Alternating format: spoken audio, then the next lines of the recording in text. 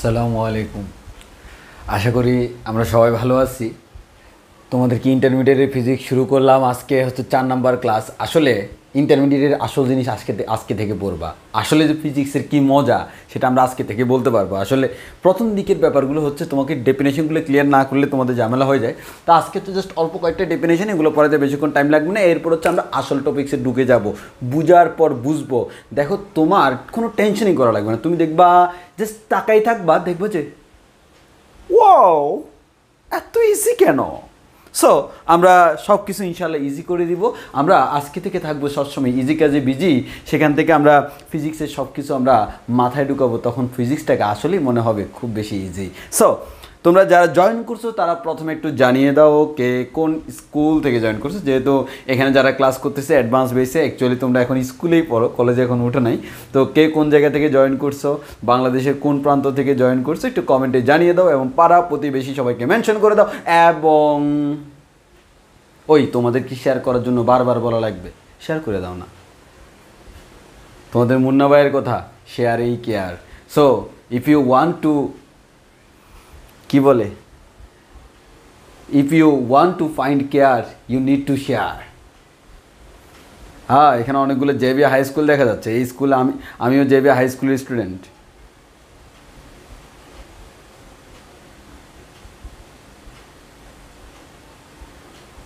ও, এখানে কয়েকজন কলেজেরও আছে। That means HSC 22 base. হ্যাঁ, করতে পারবে, কোনো সমস্যা নেই। তাহলে আমরা শুরুতে একটু হালকা করে দেখি কে কে জয়েন করছে। অনেকে তো জয়েন করছে। ওয়ালাইকুম সালাম রহমতুল্লাহ। জেভিয়া high school, Aparna Charan school, মেহজাইন মারি আমি কলেজ। দ্যাট মিনস তুমি HSC 22 I hope. Mohammad Maruf government Muslim high সিডং। Sabiha Salsabil doctor Khastagir. Rabeya Ranu Kapasgora city corporation. কিরে, সব সিটংয়ের কেন? Tahmidul Majid ideal school and college. তারপর হচ্ছে Shamima Sultana Jitka pilot girls high school Manikganj. Mohammad Moshiur Rahman পুনত হাই স্কুল জয়পুরহাট রাজশাহী। এই যে সিটংয়ের বাড়িগুলো আসতেছে। রাজিয়া বেগম খাস্তগির। সাবিহা কক্সবাজার, তাও সিটংয়ে। প্রান্ত জেভিয়া হাই স্কুল মিরসরাইতে। Saad bin Saiful MFRSC, I don't know এটার মিনিং কি। তারপর হচ্ছে Mugdha Kader Cox's Bazar government high school. Ratul Hasan Bikash থেকে নাহিদ বলছি, মডুলাস থেকে ইমু বলছি। তো আসো তাহলে আমরা শুরু করি। তাহমিদুল মাজিদ, আমি ঢাকা থেকে। ওকে, দেখো, আমাদের ফিজিক্সটাকে ভয় পাওয়ার কোনো কিছু নাই, কারণ সাথে আছে তোমাদের মিস্টার ইমু ভাই। সো এতটুকুই তোমাদেরকে বলতে চাই, ভয় পাওয়ার দরকার নাই। মজায় মজায় যদি আমাদের পড়া যায়, মজা ছাড়া পড়ার কি দরকার রে ভাই। আসো আমরা ফিজিক্সের মধ্যে একটু একটু করে মজা ছড়াই। এখন আসো আমরা, তোমরা একটু শুরুতে আমাকে বলো আমার সাউন্ড এবং ভিডিও ক্লিয়ার কিনা। যদিও আমি জানি আমার গলা একটু করে কর্কশ, তাও তোমাকে শুনতে হবে। আমি দেখতে খুব একটা ভালো না, তাও তোমাকে দেখতে হবে। আর কেমন বুঝাইতে পারি সেটা জানি না, তাও তোমাকে বুঝতে হবে। সো মাঝখানে একটু করে মজা দিলে তোমাকে বাসায় বসে খিলখিলাইয়া হাসতেও হবে। এখন তুমি যদি না হাসো, অনেকে আছে মানে এরা এত যে, আরে ভাই তুমি মানুষ, তোমার কাতুকুতু দিলে তুমি হাসবা না, এদেরকে কাতুকুতু দিলে হাসি বের হয় না। আমি জীবনে থাকতে পারি না, আমার কাতুকুতু দেওয়া লাগে না, এমনি এমনি করলে আমার হাসি বাইর হয়। আচ্ছা, আমরা স্টার্ট করি। Everything okay? ওকে, তাহলে আমার সবচেয়ে ভালো লাগতেছে, আমার অ্যাডভান্স বেসে ক্লাস কিন্তু খুব ভালো লাগে, কারণ এই ছেলেগুলো একটু অ্যাডভান্স, আর ইন ফিউচার অ্যাডভান্সরা একটু ভালো করে। সো আশা করতেছি ভবিষ্যতে ডাক্তার ইঞ্জিনিয়ার এখান থেকে বের হয়ে আসবে। আর আমি তোমাদের সাথে আছি নব্য ইঞ্জিনিয়ার মোহাম্মদ ইফতেখার হোসেন। আজকে তোমাদেরকে আমি ফিজিক্সের আসল মজাটা বুঝাই দিব। ওকে, খেয়াল করো, আমরা আমাদের ভেক্টরের অনেকগুলো ডেফিনেশন শিখছিলাম, তার মধ্যে আমাদের 4টা ডেফিনেশন বাকি আছে ভাই। একেবারে জাস্ট দেখো এই প্রথম ডেফিনেশন, সমপ্রারম্ভিক ভেক্টর। নাম দেখে বুঝে যাব, সমপ্রারম্ভিক ভেক্টর নাম দেখি বুঝবো। একটু ভালো করে খেয়াল করো, সম মানে কি ভাই? সম মানে হচ্ছে সমান, বা আমরা বলতে পারি সমান বা একই। প্রারম্ভিক মানে কি?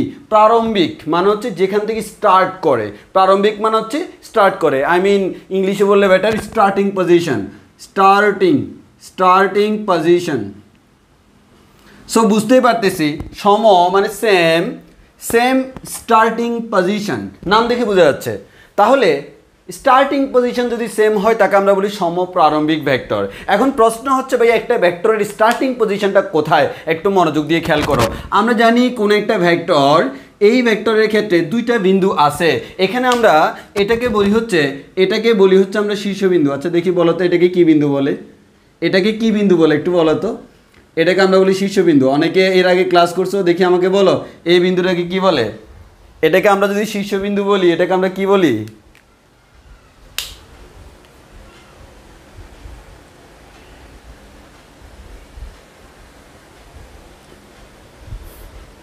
এই যে চলে আসে পাদবিন্দু। আমি বুঝি না, অফলাইন ক্লাস নিতে গেলে বুঝছো, আমি বললাম শীর্ষবিন্দু, বললাম পাদবিন্দু, এই পাদবিন্দু বলার সাথে বললাম কেন জানি খিকলে হাসে, আই ডোন্ট নো কেন। তাহলে শীর্ষবিন্দু আর এটাকে আমরা বলি পাদবিন্দু। তাহলে আমার কোন একটা ভেক্টর শুরু হয় কোত্থেকে, আমি যে বলতেছি এটা ভেক্টর, এটা ভেক্টর মানে তো তার একটা মান আছে, দিক আছে, সে কোত্থেকে স্টার্ট করছে, এখান থেকে স্টার্ট করছে, আর এখানে তার end position, starting position and end position.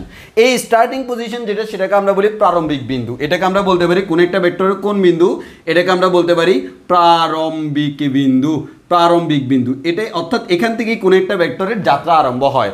এখন সমপ্রারম্ভিক মানে কি, প্রারম্ভিক বিন্দু একই। তাহলে দুইটা ভেক্টর যদি আমি নিই, ওই দুইটা ভেক্টরের প্রারম্ভিক বিন্দু একই, এই ভেক্টর আর এই ভেক্টর শুরুর জায়গাটা সেম, শুরুর জায়গাটা সেম, তখন আমি তাকে বলি হচ্ছে সমপ্রারম্ভিক ভেক্টর। তাহলে একটু ভালো করে খেয়াল করে দেখো, এই যে আমি যদি বলি এটা হচ্ছে আমার একটা প্রসঙ্গ কাঠামো, এটা হচ্ছে আমার একটা প্রসঙ্গ কাঠামো, হ্যাঁ।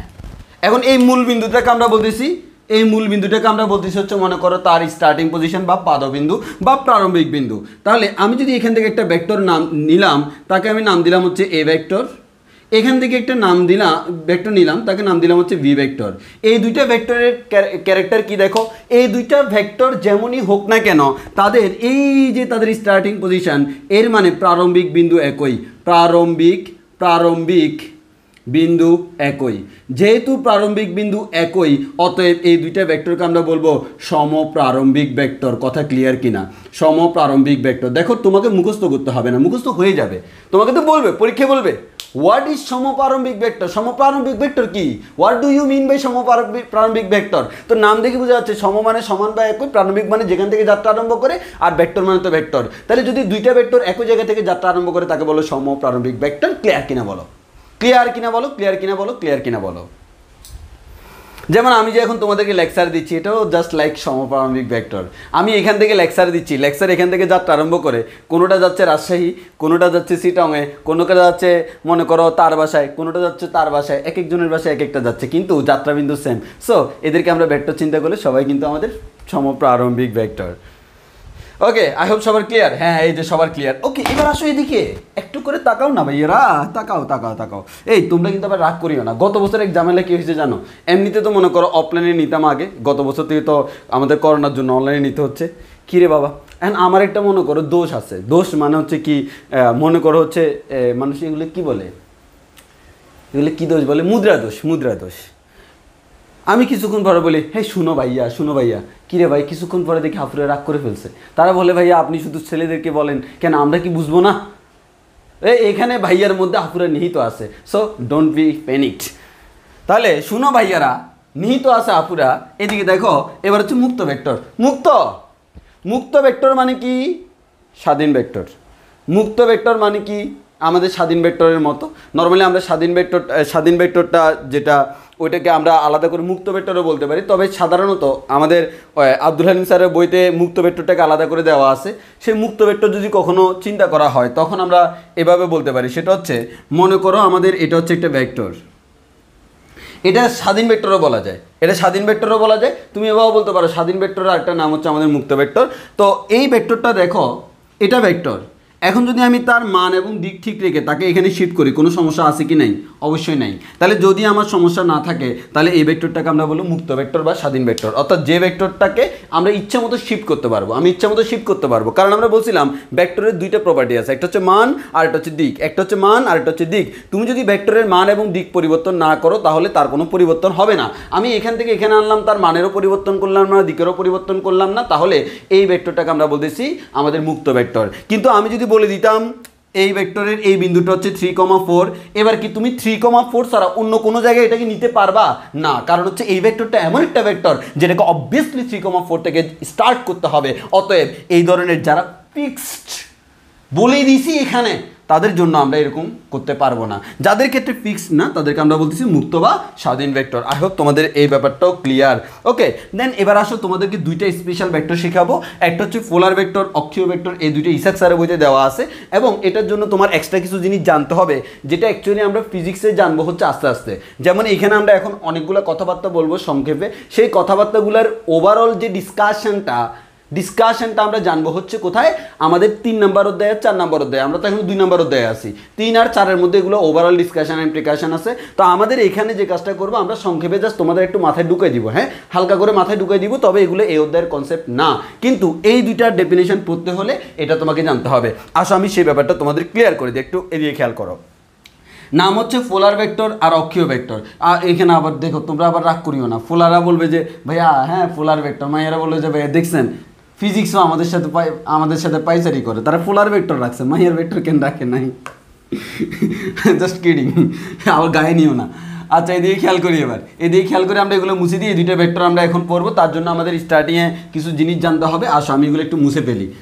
তো স্টার্টিংয়ে যেই জিনিসগুলো জানতে হবে সেগুলো হচ্ছে কি খেয়াল করে দেখো। যে আমাদের প্রথমত হচ্ছে আমরা যদি বলি আমাদের গতি, কোন একটা বস্তুর যে গতি, এই গতিটা আমাদের দুই প্রকার। কোন একটা বস্তুর যদি গতির কথা চিন্তা করি, এই গতিটা হচ্ছে প্রধানত দুই প্রকার। একটা হচ্ছে রৈখিক গতি, আর একটা হচ্ছে কৌণিক বা ঘূর্ণন গতি। আমি জাস্ট ঘূর্ণন লিখি, ঘূর্ণন গতি। তো ব্যাপারটা হচ্ছে কি, একটা তাহলে আমাদের কোন একটা বস্তুর যে গতি মানে তো বুঝো কোন একটা বস্তু গতিশীল থাকে। এখন কোন একটা বস্তু গতিশীল যদি থাকে, সে যদি আমাদের গতিশীল থাকে দুইভাবে গতিশীল থাকতে পারে। একটা হচ্ছে কি, সে একটা সরল রেখা, যেমন তুমি চিন্তা করো আমি এখন কি করতেছি, আমি রৈখিক পথে গতিশীল, এবার আমি যদি বলি ঘূর্ণন গতি, এই যে তুমি দেখো আমার এই হাতটা দেখো, আমার হাতটা এমনি করে ঘুরতেছে। এই হাতের যে গতিটা কোন ধরনের গতি? ঘূর্ণন গতি, কারণ এটা এভাবে বৃত্তাকার পথে ঘুরতেছে। দেখো না তুমি এই যে গানের মধ্যে করে যে যদি তুমি হাতটাই আমার ধরো আমি হব না আর কারণ, এমনি করে একটা ঘূর্ণন দেয়, এমনি করে যে ঘূর্ণন সেটা হচ্ছে ঘূর্ণন গতি, আর এমনি করে যে হাতটা বাড়াই দেয় সেটা হচ্ছে রৈখিক গতি। আই গেস বুঝতে পারছো? তাহলে একটু ভালো করে খেয়াল করো, রৈখিক গতি আর ঘূর্ণন গতি হচ্ছে কি, কোন একটা বস্তু যদি সরল পথে গমন করে তাকে আমরা বলি রৈখিক গতি, আর যদি কোন একটা বস্তু কোন একটা বিন্দুকে কেন্দ্র করে চারদিকে ঘূর্ণায়মান থাকে তাকে আমরা বলি ঘূর্ণন গতি। ফর এক্সাম্পল ঘড়ির কাঁটার পয়েন্টটা, যেমন ফর এক্সাম্পল আমার এখানে ঘড়িটা তুমি চিন্তা করো, এই যে আমার ঘড়ি, এই ঘড়িটা আমাকে যদি তার মুখ থাকতো বলতে বাপরে বাপ টাকা উসুল করে ফেলছে, কারণ আমি এই ঘড়ির মধ্যে পড়াইতে স্বাচ্ছন্দ্য বোধ করি, সাদা কিনছি কারণ যাতে লেখা যায়। এখন দেখো এই ঘড়ির সেকেন্ডের কাঁটাটার এই মাথার বিন্দুটা, এই বিন্দুটা এখানে বিন্দুটা বারবার শিফট হচ্ছে না, সেই ঘুরে এখানে আসবে, তাহলে তার গতিটা হচ্ছে ঘূর্ণন গতি। তার গতিটা কি? ঘূর্ণন গতি। তাহলে এরকম ঘূর্ণন হলে তার নাম হচ্ছে কি? ঘূর্ণন গতি। আর যদি কোনো একটা বস্তু রৈখিক পথে গমন করে তাকে আমরা বলি রৈখিক গতি। তাহলে সিম্পল অলরেডি জেনে গেছি আমাদের গতি দুই প্রকার, একটা হচ্ছে রৈখিক গতি আর একটা হচ্ছে ঘূর্ণন গতি। রৈখিক গতি মানে কি, এই যে আমার কোনো একটা বস্তু, এই বস্তুটা হচ্ছে আমাদের এই যে সরল রৈখিক পথে গমন করতেছে, এই সরল রৈখিক পথে যে কোনো একটা বস্তু গমন করতেছে এই তার গতিটাকে আমরা বলবো হচ্ছে রৈখিক গতি। আর এবার যদি আমি চিন্তা করি কোনো একটা বিন্দুকে কেন্দ্র করে কোনো একটা বস্তু মনে করে এভাবে ঘুরতেছে, জিনিসটা এরকম,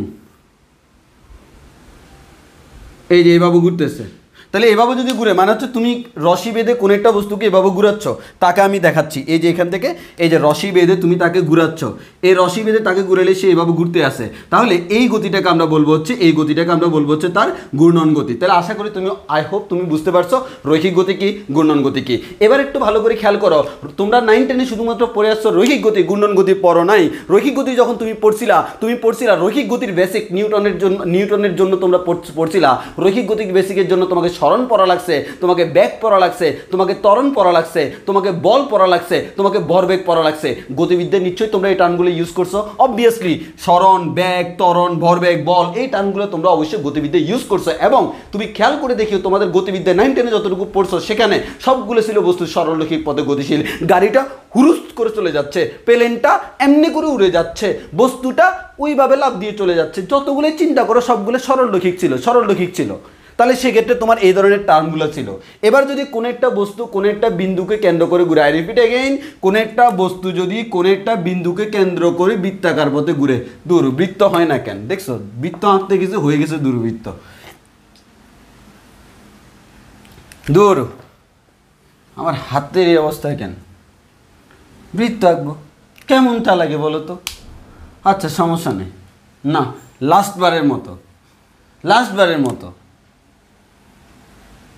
দূর আরেকবার করব। কি বৃত্ত হবে না, কি বলে হবে না? হ্যাঁ যাক ফাইনালি হয়েছে মোটামুটি। এরা বলে এটা জাতের একটা বৃত্ত না? হ্যাঁ এটা হচ্ছে একটা বৃত্ত। এখান থেকে আমরা কি শিখলাম? অধ্যবসায়ী হইতে হবে, লেগে থাকতে হবে, বারবার করতে হবে, তাহলে সফলতা আসবেই। এই যে চলে আসছে, বৃত্তের মতো হয়েছে। তাহলে এখান থেকে আমরা একটু খেয়াল করে দেখি, কোন একটা বস্তু এই বিন্দুটাকে কেন্দ্র করে এই পথে সে ঘুরতে আসে।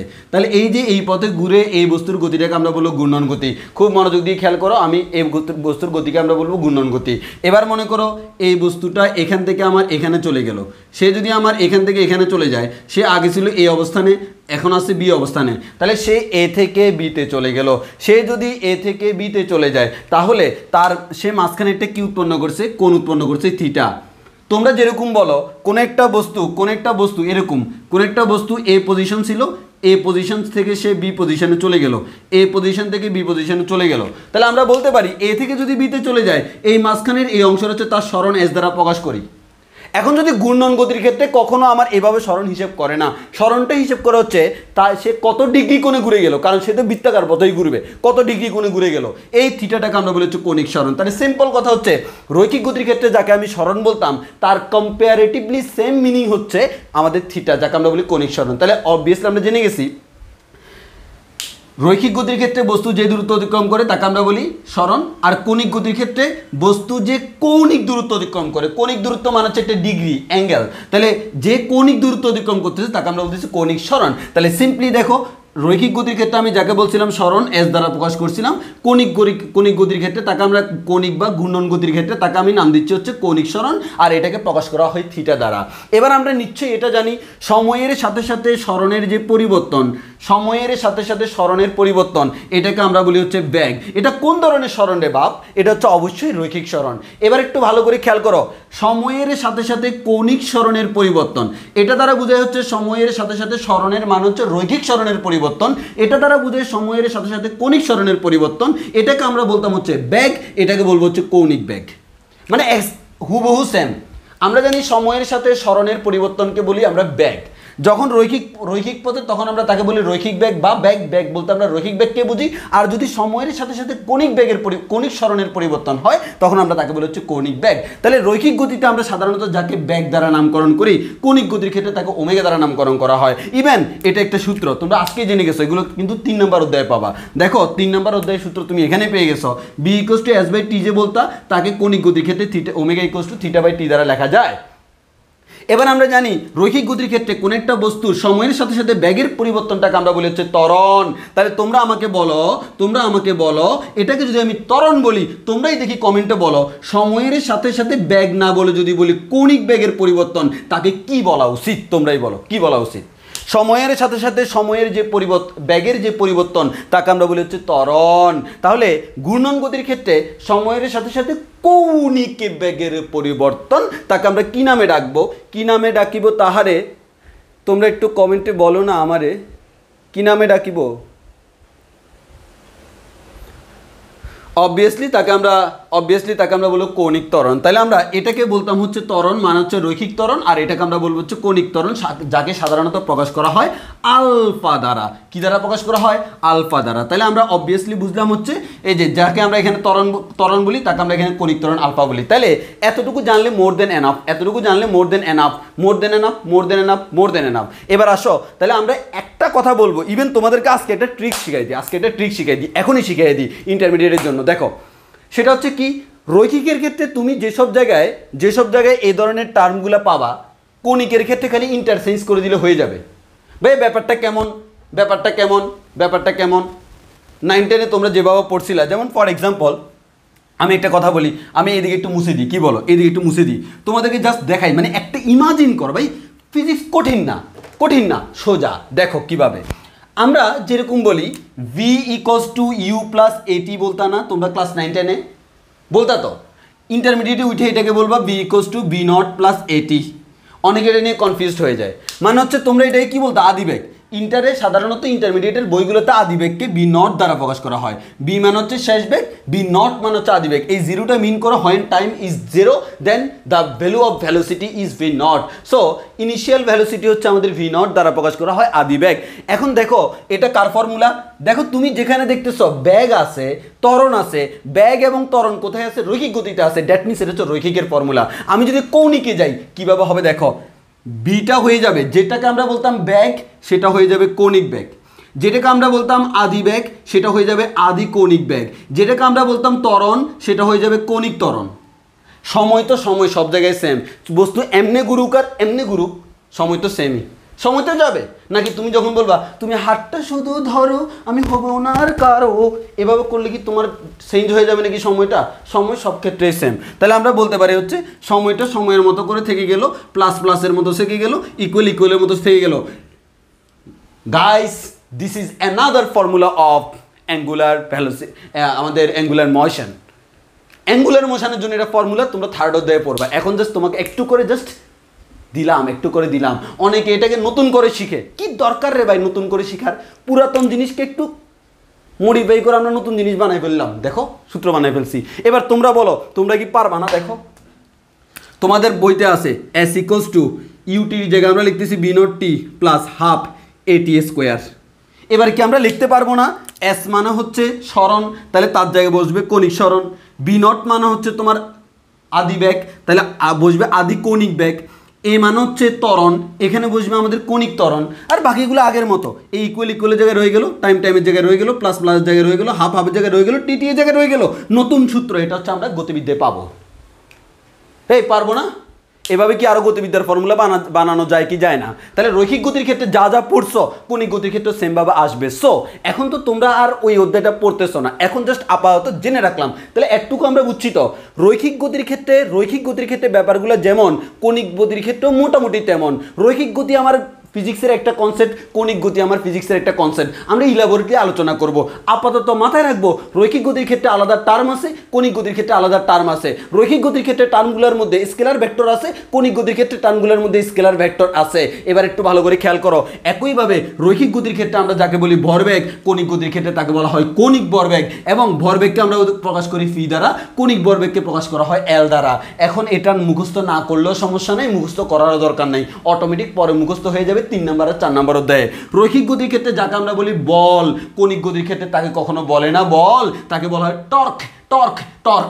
নাম হচ্ছে টর্ক, আর এই চিহ্নটার নাম হচ্ছে টাউ। এই চিহ্নটার নাম হচ্ছে টাউ, এটার নাম। আর রাশিটার নাম হচ্ছে টর্ক। যেমন এই চিহ্নটার নাম হচ্ছে এফ, এটা দ্বারা কি মিন করে? বল মিন করে। এই চিহ্নটার নাম হচ্ছে টাউ, এটা দ্বারা কি মিন করে? টর্ক মিন করে। এর মানে রৈখিক গতিতে আমি যাকে বলতাম ভরবেগ, কৌণিক গতিতে সেটা হয়ে যায় কৌণিক ভরবেগ। রৈখিক গতিতে আমি যাকে বলতাম বল, কৌণিক গতিতে সেটা হয়ে যাবে টর্ক। এতটুকু ক্লিয়ার কিনা? মানে সিমিলার বেসিক কনসেপ্টগুলা। এবার আসো, এখানে তোমরা একটু ভালো করে খেয়াল করে দেখো, আমি যদি চিন্তা করে দেখি ভাই, তাহলে আমি যদি বলি ভেক্টর, এই ভেক্টর নিশ্চয় দুইটা ওয়েতে আছে। একটা হচ্ছে রৈখিকীয় ভেক্টর আছে, কৌণিকীয় ভেক্টর আছে। যারা ভেক্টর তাদেরকে নিয়ে আমার কাজ, যারা ভেক্টর নয় তাদেরকে নিয়ে আমার কোনো টেনশন নাই, যারা ভেক্টর তাদেরকে নিয়ে আমরা কাজ করব। এবার একটু খেয়াল করে দেখো, এই রৈখিক গতির ক্ষেত্রে সরণ একটা কী রাশি ভাই? ভেক্টর রাশি। বেগ একটা কী রাশি? ভেক্টর রাশি। ত্বরণ একটা কী রাশি? ভেক্টর রাশি। ভরবেগ কী রাশি? ভেক্টর রাশি। বল কী রাশি? ভেক্টর রাশি। এখানে কি আমরা শেষ করিয়াছি? না, এরকম আর অহরহ ভেক্টর রাশি আমরা পাইয়াছি, সবগুলোকে আমরা এখানে দেখাচ্ছি না। এই যে রৈখিক গতির সাথে রিলেটেড, রৈখিক গতির সাথে রিলেটেড যে ভেক্টরগুলা, এই ভেক্টরগুলোকে আমরা বলি এরা ঘূর্ণন গতির সাথে যুক্ত নয়, এরা হচ্ছে রৈখিক গতির সাথে যুক্ত। যারা ঘূর্ণন গতির সাথে যুক্ত নয় তাদেরকে আমরা বলি পোলার ভেক্টর। মাইয়ার ভেক্টর না, এটাকে আমরা বলি পোলার ভেক্টর। হ্যাঁ, পোলার ভেক্টর। তাহলে রৈখিক গতির সাথে যুক্ত নয় ঘূর্ণন গতির সাথে যুক্ত নয় মানে হচ্ছে রৈখিক গতির সাথে যুক্ত, এরকম যতগুলো ভেক্টর আছে তাদেরকে বলা হয় পোলার ভেক্টর। আশা করি এবার ডেফিনেশন পড়লেও তোমার সমস্যা হবে না। এবার আসো কৌণিক গতির ক্ষেত্রে একটা কথা বলে রাখি, অনেকে আমাকে বলবো এই কৌণিক সরণ এর স্কেলার না ভেক্টর রাশি। দেখো, এই কৌণিক সরণ ব্যাপারটা নিয়ে আমাদের ফিজিক্সের হায়ার লেভেলে অনেক আলোচনা হয়। এটাতে আমরা বলতে পারি কৌণিক সরণ মাঝে মাঝে স্কেলার, মাঝে মাঝে ভেক্টর, অর্থাৎ সে স্কেলারে নিয়ে কাজ করতে পারে, ভেক্টরে নিয়ে কাজ করতে পারে। কিন্তু আমাদের ইন্টারমিডিয়েট ফিজিক্সে আমাদের যে পরিমাণ নলেজ আমাদের গেইন করা দরকার, ফর দিস পারপাস আমরা এটাকে স্কেলার বলাই যথেষ্ট। অর্থাৎ আমরা আপাতত এটাকে স্কেলার বলতে পারবো, এটাকে আমরা বলতে পারবো এটা স্কেলার, নট ভেক্টর। বাট সময়ে সময়ে এটা ভেক্টরের মতো কাজ করতে পারে। যেমন ফিজিক্সের একটা কড়া কনসেপ্ট হচ্ছে টেনসর। টেনসর জিনিসটা হচ্ছে হায়ার লেভেলে যারা ফিজিক্স নিয়ে অ্যানালাইসিস করে তারা পরে আর কি, আমরা ইঞ্জিনিয়ারিংয়ে পড়ি না এটা টেনসর। আবার ইলেকট্রিক্যালে যারা পড়ে ইঞ্জিনিয়ারিংয়ের ক্ষেত্রে তাদেরও এটা পড়তে হয় মেবি, হোপফুলি। ভেক্টর টেনসর, ওই টেনসরে যখন যায় তখন এই থিটাটাকে বলা হয় ভেক্টর, এবং এটা তখন দিকও বের করা যায় এই তলের লম্ব দিকে। সো তোমার সেই দিকে যাওয়ার দরকার নাই। তাহলে আপাতত আমি বলতে পারি এই লিস্ট থেকে কৌণিক সরণটা বাদ। কেন?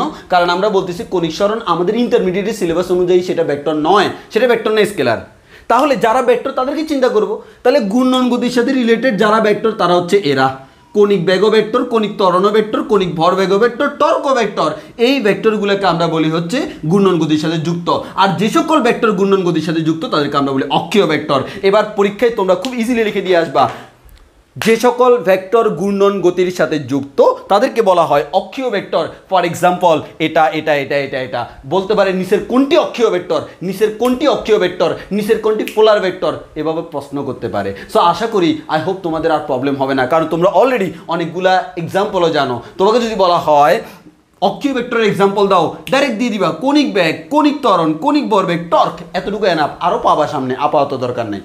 তোমাকে যদি বলা হয় রৈখিক গতির এক্সাম্পল দাও, তোমরা বলে দিবা যে পোলার ভেক্টরের এক্সাম্পল দাও, রৈখিক গতি যা আছে দুনিয়া সব বসে দিবা, কোনো সমস্যা নেই। এই বলো এতটুকু আমাদের ক্লিয়ার কিনা, এতটুকু ক্লিয়ার কিনা? ওভারঅল হচ্ছে গতি দুই রকম, একটা হচ্ছে রৈখিক গতি আর একটা হচ্ছে ঘূর্ণন গতি। রৈখিক গতিতে স্কেলার রাশি আছে, ভেক্টর রাশি আছে, কৌণিক গতিতে স্কেলার রাশি আছে, ভেক্টর রাশি আছে। রৈখিক গতির ক্ষেত্রে যে সকল স্কেলার রাশি আমরা পাই তাদেরকে আমরা পোলার ভেক্টর বলি ভাই, আর কৌণিক গতির ক্ষেত্রে যে সকল ভেক্টর রাশি আমরা পাই তাদেরকে অক্ষীয় ভেক্টর বলা যায়। আশা করি এতটুকু কনসেপ্ট আমাদের সবার ক্লিয়ার। আই হোপ সবাই বুঝতে পারছো। বলা বুঝছে কিনা? দেখো, আমি কথাগুলো বলছি একটাই কারণে, তোমরা বইতে ডেফিনেশন পড়তে গেলে ঝামেলায় পড়ে যাবে। আর একটু করে নতুন জিনিস জানা থাকলে আমাদের সমস্যা নেই, এগুলো আগে থেকে একটু করে জানা থাকলে পরে আরও সুবিধা। কিন্তু একবার স্কিপ করে চলে গেলে তখন দেখা যাবে এবার তুমি বইতে পড়তে গিয়ে আমার গালি দিবা। অনেকে দেখা যায় এগুলো স্কিপ করে চলে যায়। না, আমি বলবো স্কিপ করার কোনো দরকার নাই, স্কিপ করা লাগবে না ভাই। পড়াশোনা যদি গুছানো হয় তাইলে আর স্কিপ করা লাগবে না। আরে ভাই, আমি যেহেতু তোমার পড়াইতে আসছি, বইতেও তো লেখা আছে, তো আমি নিজে যদি স্কিপ করে যাই তাহলে আমার কি দরকার? আমার অ্যাবসেন্টে তো বইতে আসেই, তাহলে আমি নিজে যদি স্কিপ করে চলে যাই তাহলে আমার আর বইয়ের কি দরকার? আমারও তো তোমার দরকার, কারণ বইটা তোমার বোধগম্য করা দরকার, কারণ ওই বইটা তোমাদেরকে দিয়েছে বাংলাদেশের সরকার। সো ওই কারণে ওইটা বোধগম্য হওয়ার জন্য আমি মুখেও তোমাদের দরকার। এখন হচ্ছে তার জন্য আমাকে স্কিপ করা যাবে না। আশা করি বুঝতে পারছো। ওকে, যাক, আলহামদুলিল্লাহ আমাদের ভেক্টরের ডেফিনিশন শেষ। তুমি ইন্টারমিডিয়েটের যত বই আছে সব বই অ্যানালাইসিস করলে এর বাইরে আর কোনো ভেক্টর পাবা না। মানে যতগুলো ভেক্টর আমাদের দরকার সবগুলো ভেক্টর আমরা বলে ফেলছি। এক বইতে এটা নাই, আরেক বইতে ওইটা নাই, আরেক বইতে ওইটা নাই, আর ইমু ভাইয়ের ক্লাসে আমরা সবগুলো পাই। এটাই তো বেনিফিট রে ভাই। আর মনে করো ক্লাসের মাঝখানে তো মজা আছে। ওকে ওকে ওকে, এবার আসি আমাদের আসল কনসেপ্ট। আসো মজা দিই তোমাদেরকে। এই বলো এতটুকু আমাদের সবার ক্লিয়ার কিনা? এই বিরক্ত লাগতেছে? বিরক্ত লাগতেছে নাকি শরীরে একটা ভাব আসছে? এই সবাই একটু নিঃশ্বাস নাও, নিঃশ্বাস নাও আমার সাথে সাথে।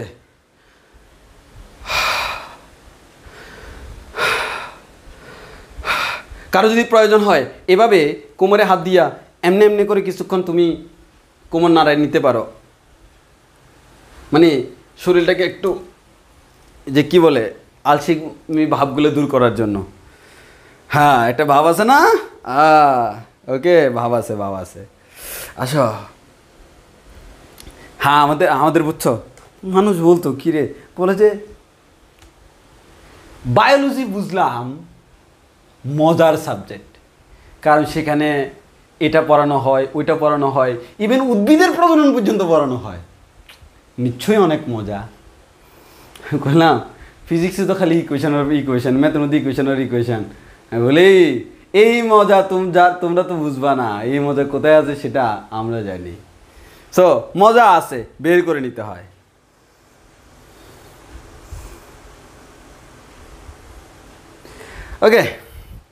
ওকে, নেক্সট হচ্ছে তোমাদেরকে আমরা বলি, আমরা তো এখন শুধু ভেক্টর নিয়ে কাজ করতেছি। তুমি যদি স্কেলারের ক্ষেত্রে চিন্তা করো, স্কেলারের ক্ষেত্রে আমি যদি বলি তোমাকে কয় ধরনের অপারেশন করা যায়, অপারেশনের জন্য আবার তুমি একবারে তোমাকে বললাম হচ্ছে স্কেলারের অপারেশন, তখন তুমি একটা ছুরি নিয়ে এসে বললো ইয়েস অপারেশন করবো না, এরকম অপারেশন না। আই মিন হচ্ছে অপারেশন ব্যাপারটা মানে হচ্ছে তাকে চেঞ্জ করে দেওয়া, মানে হচ্ছে তুমি স্কেলার রাশির ক্ষেত্রে যদি তুমি চিন্তা করো দুইটা স্কেলার রাশিকে যোগ করলে নতুন একটা পাওয়া যায়, দিস ইজ অ্যান অপারেশন। দুইটাকে বিয়োগ করা যায়, দুইটাকে গুণ করা যায়, দুইটাকে ভাগ করা যায়। এখন যোগ বিয়োগ গুণ ভাগ এটার দিকে তাকাই দেখো। সো মনোযোগ দাও এদিকে, না হয় তোমার শরীরে ভেক্টর এঁকে দিব, এদিকে তাকাও। তাহলে আমি যেটা বলতেছিলাম, কি যেন বলতেছিলাম, হ্যাঁ, স্কেলার রাশির ক্ষেত্রে কয় ধরনের অপারেশন? 4 ধরনের অপারেশন, যোগ বিয়োগ গুণ ভাগ। কিন্তু তাহলে স্কেলারের ক্ষেত্রে আমি স্কেলারের সাথে স্কেলার গুণ করতেছি, ভালো করে মনোযোগ, স্কেলারের সাথে স্কেলার যোগ বিয়োগ গুণ ভাগ করতেছি। এবার যদি আমি চিন্তা করি ভেক্টরের ক্ষেত্রে দুইটা ভেক্টরকে যোগ করা যায়, দুইটা ভেক্টরকে বিয়োগ করা যায়, দুইটা ভেক্টরকে গুণ করা যায়, কিন্তু দুইটা ভেক্টরকে ভাগ করা যায় না। কেন যায় না? অটোমেটিক আমরা লাস্টে জেনে যাব। দুইটা ভেক্টরকে একটা ভেক্টরকে আরেকটা ভেক্টর দ্বারা ভাগ করা যায় না, এ ধরনের কোনো পদ্ধতি নাই। তাহলে যদি আমরা ভাগ করতে না পারি তাহলে ভেক্টরকে কী করতে পারি? গুণ করতে পারি। এবার একটু ভালো করে খেয়াল করে দেখো, আমরা যদি বলি অপারেশন, এই অপারেশন যদি আমরা বলি, একটা হচ্ছে স্কেলারের ক্ষেত্রে আর একটা হচ্ছে ভেক্টরের ক্ষেত্রে। স্কেলারের ক্ষেত্রে অপারেশন যদি আমরা বলি, এখানে চার ধরনের আছে, এখানে 4 ধরনের আছে। একটাকে আমরা বলি হচ্ছে যোগ, একটাকে আমরা বলি হচ্ছে বিয়োগ, একটাকে আমরা বলি হচ্ছে গুণ, একটাকে আমরা বলি হচ্ছে ভাগ। আর ভেক্টরের ক্ষেত্রে অপারেশন আছে 3টা, একটাকে আমরা বলি হচ্ছে যোগ, একটাকে বলি হচ্ছে বিয়োগ, আর একটাকে বলি হচ্ছে গুণ। এবার একটু মনোযোগ দিয়ে খেয়াল করো, তুমি যদি দুইটা স্কেলার রাশিকে যোগ করো, যা পাবা তাকে তুমি বলো যোগফল, এবং এই যোগফল হচ্ছে একটা স্কেলার রাশি। তুমি যদি একটা স্কেলার থেকে আরেকটা বিয়োগ করো, তাহলে যেটা পাবা তাকে তুমি বলো বিয়োগফল। কোন ফল? আপেল কমলা নাকি মাকাল ফল? না, বিয়োগফল। তাহলে এটা একটা স্কেলার রাশি। তুমি দুইটাকে গুণ করো, তুমি তাকে নাম দাও গুণফল। এখান থেকে আমরা বলতে পারবো গুণফল একটা স্কেলার রাশি। দুইটাকে ভাগ করলে তাও আমরা পাবো হচ্ছে ভাগফল, সেই ভাগফল সেটাও একটা স্কেলার রাশি। তাহলে আমি দেখলাম দুইটি স্কেলার রাশি, মানে 1 2 3 4 এগুলো আর কি, তোমরা ছোটোবেলা থেকে পড়ে আসছো। তো এদেরকে যোগ করলে যোগফল স্কেলার, বিয়োগ করলে বিয়োগফল স্কেলার, গুণ করলে গুণফল স্কেলার, ভাগ করলে ভাগফল স্কেলার। এবার আসো ভেক্টরের ক্ষেত্রে। তুমি যদি ভেক্টরের ক্ষেত্রে দুইটা ভেক্টরকে যোগ করো, দুইটা ভেক্টরে কী করবা? যোগ করবা। দুইটা ভেক্টরকে যদি তুমি যোগ করো, তাদের যে যোগফলটা, এই যোগফলটা অবশ্যই একটা ভেক্টর রাশি। কী রাশি? ভেক্টর রাশি। তুমি যদি একটা ভেক্টর থেকে আরেকটা ভেক্টর বিয়োগ করো, এখন তুমি বলতে পারো কীভাবে যোগ বিয়োগ করবো, আসবো, আমরা সামনে আসবো। আমরা তিনোটাই করবো, যোগ বিয়োগ গুণ। গুণফল একটা ভেক্টর রাশি। তুমি যদি দুইটা ভেক্টরকে গুণ করতে যাও তখন যাইয়া ঝামেলা আছে, গুণফল স্কেলার রাশিও হইতে পারে, গুণফল ভেক্টর রাশিও হইতে পারে। এর মানে ভেক্টরকে ভেক্টর দ্বারা দুইটা ওয়েতে গুণ করা যায়। কয়টা ওয়েতে? দুইটা ওয়েতে গুণ করা যায়। যে দুইটা ওয়েতে গুণ করা যায় তাদের একটাকে আমরা বলি হচ্ছে স্কেলার গুণন। কথাটা মাথায় রাখো, স্কেলার গুণন এটা হচ্ছে গুণনের একটা পদ্ধতি। তোমার আপাতত জানার দরকার নাই, জাস্ট মাথায় রাখো, আমরা কিন্তু এগুলোতে আসবো। আরেকটা গুণনের নাম হচ্ছে ভেক্টর গুণন। কারণ এই কথাগুলো না বললে তুমি বই রিডিং করতে গেলে ঝামেলায় পড়বা। আর তোমাদেরকে আমি একটা শিট দিয়ে দিব, আমার লেকচার শিট, তাহলে তোমার বই লাগবে না, ওই লেকচার শিট থেকেই তোমরা রিডিং করতে পারবা। আর তোমাদেরকে বইয়ের প্রথম চ্যাপ্টারের পিডিএফও দিয়ে দেওয়া হবে, কোনো সমস্যা নেই। তাহলে দুইটা ভেক্টরকে যোগ করলে যোগফল একটা ভেক্টর রাশি, বিয়োগ করলে বিয়োগফল একটা ভেক্টর রাশি, গুণ করলে যে গুণফল কোন রাশি হবে সেটা ডিপেন্ড করে কোন পদ্ধতিতে গুণ করলাম তার উপর। গুণ করার দুইটা পদ্ধতি আছে, একটা হচ্ছে স্কেলার গুণন পদ্ধতি আর একটা হচ্ছে ভেক্টর গুণন পদ্ধতি। স্কেলার গুণন পদ্ধতিতে যদি তুমি গুণ করো গুণফল হচ্ছে স্কেলার রাশি, আর ভেক্টর গুণন পদ্ধতিতে তুমি গুণ করলে গুণফল হচ্ছে ভেক্টর রাশি। স্কেলার গুণনের আরেকটা নাম হচ্ছে ডট গুণন, এটার আরেকটা নাম হচ্ছে ডট গুণন, এটার আরেকটা নাম হচ্ছে ক্রস গুণন। আপাতত না জানলেও চলবে, সামনে আমরা পাবো। তাহলে আমরা যে জিনিসটা দেখলাম, ওভারঅল তুমি পার্থক্য করো। স্কেলারের ক্ষেত্রে সব স্কেলারই পাওয়া যায়, ভেক্টরের ক্ষেত্রে যোগ করলে যোগফল ভেক্টর রাশি, বিয়োগ করলে বিয়োগফল ভেক্টর রাশি, গুণ করলে গুণফল। গুণনের পদ্ধতির উপর নির্ভর করে স্কেলার রাশিও হইতে পারে, ভেক্টর রাশিও হইতে পারে। বলো এতটুকু কথা মাথায় ঢুকাইতে পারছি কিনা ভাইয়ারা, আপুরা? আমরা এতটুকু পারছি কিনা এই কথাগুলো মাথায় ঢুকাইতে পারছি কিনা?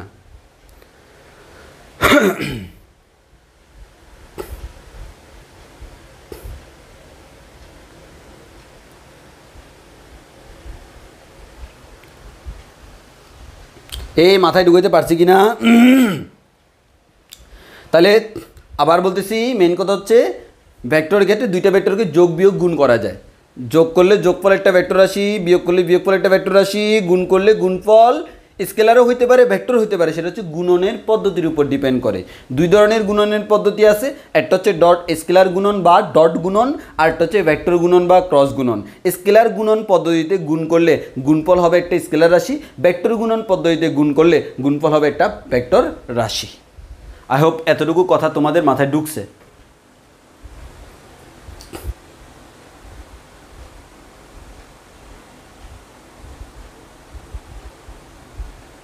এই ক্লিয়ার তো সব কিছু? মাঝখানে মনে নেট একটু ফল করছিল, একটু ঝাপসা মনে হয়েছিল হয়তো, সব তো আমি ক্লিয়ার দেখতেছি, একেবারে ক্লিয়ার একেবারে। আমি তো আরেকটা ফোনে দেখি, ফুল টাইম আমার ফোনে লাইভ চলে, আজানটা শেষ হোক। হ্যাঁ,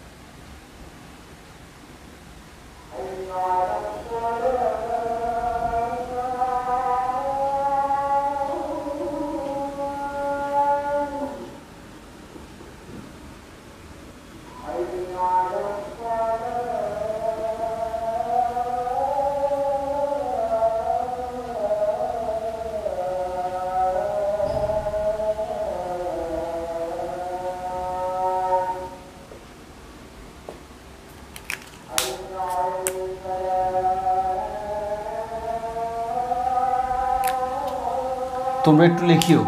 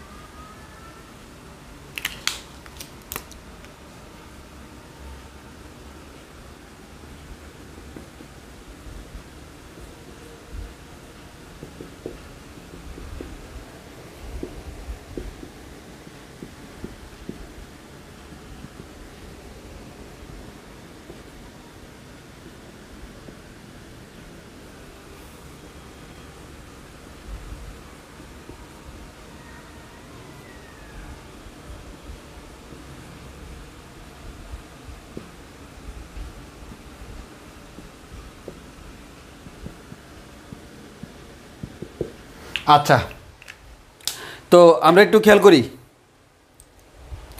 আমরা একটু মনোযোগ দিয়ে খেয়াল করি এদিকে, যে তোমাকে এখানে যে যে ইনফরমেশনগুলো দেওয়া হচ্ছে সেগুলো দেখো। আমরা দুইটা ভেক্টরকে যোগ করতে পারি, বিয়োগ করতে পারি, গুণ করতে পারি। এবার তোমাদেরকে একটা কথা বলে রাখি, আমরা ভেক্টরের যোগ শিখা মানে বিয়োগ শিখাও হয়ে গেছে। ভেক্টরে অ্যাকচুয়ালি বিয়োগ বলতে কোনো কিছু নাই। যেমন ফর এক্সাম্পল, আমি যদি বলি এ থেকে বি বিয়োগ করা, ভেক্টর বলে যে না, এর সাথে মাইনাস বিকে যোগ করা। অর্থাৎ ব্যাপারটা এরকম, 5 থেকে 3 বিয়োগ করা যে কথা, 5-এর সাথে -3 যোগ করা তো সেম কথা। জি ভাই, অবভিয়াসলি সেম কথা। আসলে ভেক্টরের ক্ষেত্রে আমরা বিয়োগের কাজটা যোগের মাধ্যমে করে ফেলি, যার কারণে যোগ করা শিখলে বিয়োগ করা শিখাও হয়ে যাবে। তো আমরা যোগের জন্য যত কিছু কথা বলবো সব বিয়োগের জন্য প্রযোজ্য, যদি আমরা বিয়োগটা আলাদা করে আবার দেখাবো পরে।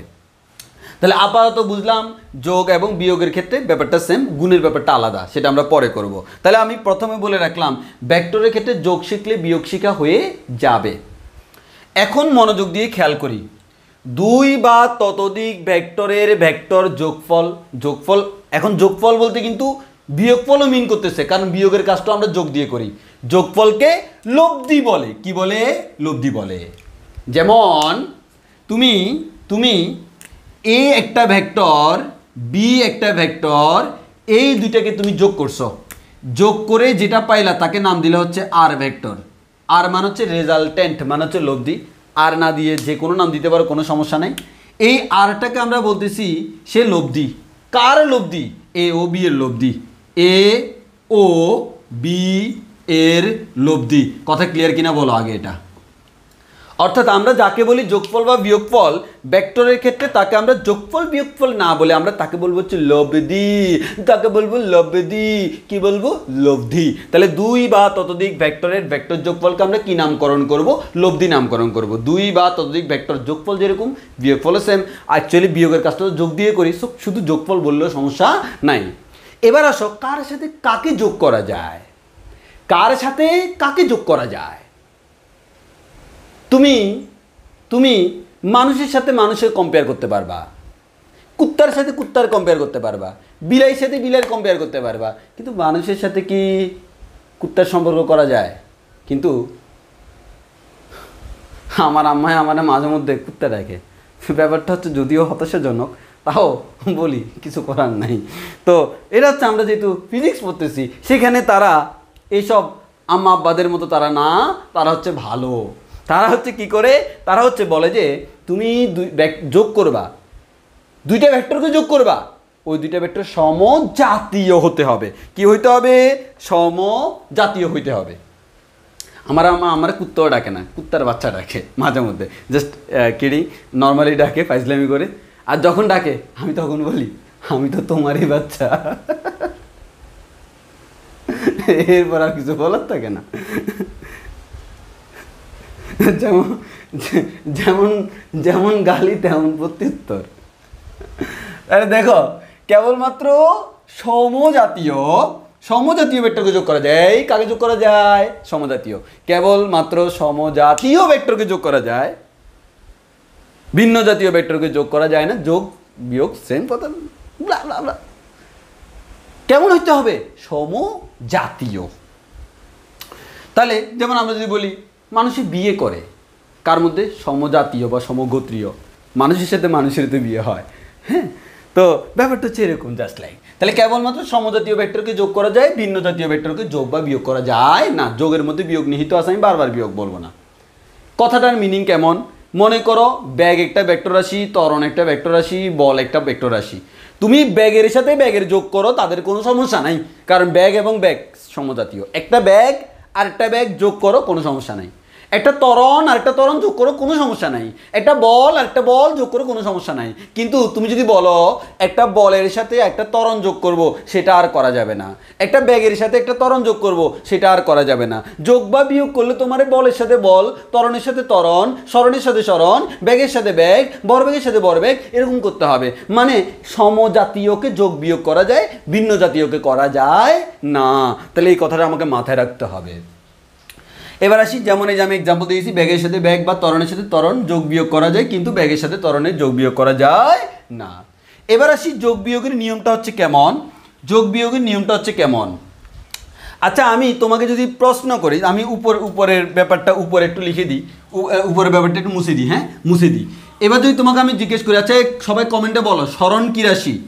সরণ কি রাশি, স্কেলার নাকি ভেক্টর? সরণ কি রাশি, দেখি বলো তো।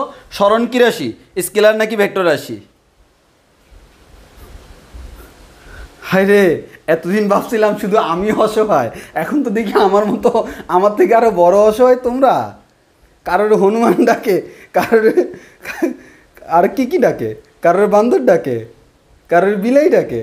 বাহ, সুন্দর তো, বুঝছি। তাহলে আমি শুধু একা হতাশ না, 10 মিলে করি কাজ, হারি জিতি না হিলাস। হারে গেলেও আমরা করতে পারি উল্লাস, সো টেনশন নাই। আসো, ব্যাপারটা কেমন? সরণ একটা ভেক্টর রাশি। তাহলে আমি তোমাকে বললাম, তুমি মনে করো এ বিন্দু থেকে যাত্রা আরম্ভ করে বি বিন্দুতে গেলা। কেন গেলা? তোমার মন চাইছে। তুমি এ থেকে বিতে গেলা হচ্ছে 5 কিলোমিটার। কয় কিলোমিটার? 5 কিলোমিটার। তাহলে তোমার সরণ কত? যেহেতু সরল পথে গেছো, সরণ হচ্ছে 5 কিলোমিটার। এটা একটা ভেক্টর রাশি, তার একটা দিক আছে। এবার তোমাকে বলা হলো, এরপর তুমি কি করলা? বি থেকে সিতে গেলা। কেন? তোমার মন চাইছে? 5 কিলোমিটার হাঁটার পর কারো আবার মন চায় না, তোমার আমি জোর করে বাড়াইছি। তাহলে এখানে গেলা, তাহলে কতটুকু গেলা? জাস্ট লাইক 6 কিলোমিটার গেলা। এখন তাহলে আমি যদি বলি এই যে বি থেকে সিতে গেলা, এখন যদি আমি তোমাকে প্রশ্ন করি, তুমি যে এ থেকে বিতে গিয়ে সিতে গেলা, তোমার স্টার্টিং পজিশন হচ্ছে এটা, দিস ইজ স্টার্টিং পজিশন, আর this is my ending position. তাহলে আমি যদি তোমাকে প্রশ্ন করি, বাচ্চাজন এখানে আপনি সরণ কাকে কন? কাকে আপনি সরণ বলবেন? আপনার টোটাল সরণটা কত? দেখেন, আপনি প্রথমে সরণ হয়েছে এ থেকে বি এর দিকে 5 কিলোমিটার, এরপর সরণ হয়েছে বি থেকে সি এর দিকে 6 কিলোমিটার। তাহলে বর্তমানে আপনার সরণ কত? বর্তমানে আপনার সরণ যদি জিজ্ঞেস করি, আপনি নিশ্চয়ই বলবেন আমি শুরু করেছিলাম এখানে, শেষ করেছিলাম এখানে, সরল রেখা আমাকে দেখিয়ে দে, আমার সরণ হচ্ছে এটা। তাহলে এটা হচ্ছে আমার প্রাথমিক সরণ, এটা হচ্ছে আমার প্রাথমিক সরণ, এটা আমার শেষ সরণ, আর এই দুইটা মিলে এটা হচ্ছে আমার মোট সরণ, এটা হচ্ছে আমার মোট সরণ। এই স্মরণ একটা ভেক্টর রাশি, দিক আছে, দিক কোন দিকে সবসময় মাথায় রাখবো, যাত্রা বিন্দু থেকে যাত্রা বিরতির দিকে, অর্থাৎ স্টার্টিং থেকে এন্ডিং এর দিকে, শুরু থেকে শেষের দিকে। তাহলে আমি বলতে পারি এই দিকটাই হচ্ছে আমার স্মরণের দিক, এই যে এই দিকে। তাহলে এটাকে আমরা কি বলতে পারি? ভালো করে খেয়াল করে দেখো তুমি কি করছো। এবি প্রাথমিক স্মরণ, বিসি শেষ স্মরণ, দুইটা স্মরণ মিলে এটাই তো টোটাল স্মরণ। এর মানে কি তুমি এই প্রাথমিক স্মরণ এবং শেষ স্মরণ দুইটাকে যোগ করছো না? জীবের যোগ করছি। এটাকে আমি নাম দিলাম, মনে করো এটাকে আমি এখন যোগ করছি। আচ্ছা তুমি আমাকে বলো, আমি যদি বলি 5 এবং 6 যোগ করলে 11 কিলোমিটার। আচ্ছা তুমি আমাকে বলো তোমার এ থেকে সি পর্যন্ত স্মরণ কি 11 কিলোমিটার হয়েছে নাকি 11 কিলোমিটার থেকে কম হয়েছে? আমাকে একটু কমেন্টে জাস্ট বলো। তোমার প্রথমে স্মরণ 5 কিলোমিটার, এরপরে স্মরণ হচ্ছে 6 কিলোমিটার, বর্তমানে টোটাল স্মরণটা কি 11 কিলোমিটার নাকি তার থেকে কম? 11 কিলোমিটার আর তার থেকে কম, বলো তো। স্মরণটা কি 11 কিলোমিটার নাকি তার থেকে কম? এক্স্যাক্টলি কম। তাহলে দেখো আমি যদি বলি সাধারণ বীজগণিত আমাকে কি বলে? এটা হচ্ছে সাধারণ বীজগণিত। সাধারণ বীজগণিতকে যদি আমি জিজ্ঞেস করি, হে বীজগণিত ভাই আমি তোমাকে একটা যোগ অঙ্ক করে দিতে চাই, সেই যোগ অঙ্ক যদি আমি বলি 5 এবং 6 যোগ করলে কত পাই, সে আমাকে বলে চিল্লাই আমরা আনসারটা 11 পাই। কিন্তু আমার আনসার তো এখানে 11 না রে ভাই। এর মানে সাধারণ বীজগণিত দিয়ে কি ভেক্টরকে ক্যালকুলেশন করা যায় না। এটা করতে হবে জিওমেট্রিক্যালি, জ্যামিতিক পদ্ধতিতে। আমি জিওমেট্রি দিয়ে এটা বের করব। জিওমেট্রি বা জ্যামিতি দিয়ে আমরা এটা বের করব। Actually the length is what, এই লেন্থটা কত আমরা অ্যাকচুয়ালি জিওমেট্রি দিয়ে বের করব। ওই কারণে বলা হয়েছে ভেক্টরের যোগ বা বিয়োগ সাধারণ বীজগণিতিক নিয়মে করা যায় না, জ্যামিতিক পদ্ধতিতে করতে হয়। কথা ক্লিয়ার কিনা বলো? তুমি সাধারণ বীজগণিত দিয়ে যদি তুমি ভেক্টর করতে যাও, obviously your answer will be wrong. তোর আনসারটা অবভিয়াসলি ভুল হবে। তাহলে আমরা বলবো ভেক্টরের যে গাণিতিক ব্যাপারগুলা, ভেক্টরকে দুইটা ভেক্টরকে আমি যোগ করব, বিয়োগ করব, বিয়োগটা যোগের মধ্যে অন্তর্নিহিত আছে। তাহলে আমি মনে মনে বলি যোগ করব, দুইটা ভেক্টরকে যে যোগ করব, যোগফলটা যে আমরা বের করব তাকে আমরা বলি লব্ধি। সেই লব্ধিটা সাধারণ বীজগণিত নিয়মে করা যায় না, তাকে জ্যামিতিক পদ্ধতিতে করতে হয়। কোন পদ্ধতিতে করতে হয়? জ্যামিতিক পদ্ধতিতে করতে হয়। কথা ক্লিয়ার কিনা বলো?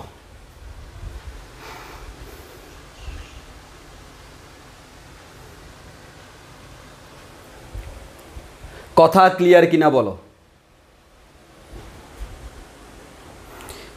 তোমাদেরকে একটু ধৈর্য ধরতে হবে। আমরা এখন জোস একটা জিনিস পড়াবো, এই জিনিসটা মাথায় ঢুকানোর পর দেখবা দুনিয়া তোমার একবারে ফকফকা হয়ে গেছে।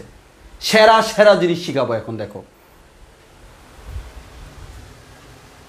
তাহলে আমরা বীজগণিত জ্যামিতিক নিয়মে করতে হবে। আসো তোমাকে জ্যামিতিক নিয়মে করা শিখাবো। আমরা সূত্র আনবো এখান থেকে, তবে সেটা এখন না, সেটা পরবর্তীতে আস্তে আস্তে আমরা আনবো। আমাদের টপিকস বাই টপিক যাইতে হবে। প্রথমত আসি জ্যামিতিক পদ্ধতি কিভাবে করে। আজকে আমি তোমাকে যোগ শিখাবো, কিন্তু আসলে মনে মনে বলবো যোগ শিখেই নেই। আমি তোমাকে জাস্ট একটা কনসেপ্ট শিখাইছি, যে কনসেপ্টটা যদি তুমি মাথায় ঢুকাইতে পারো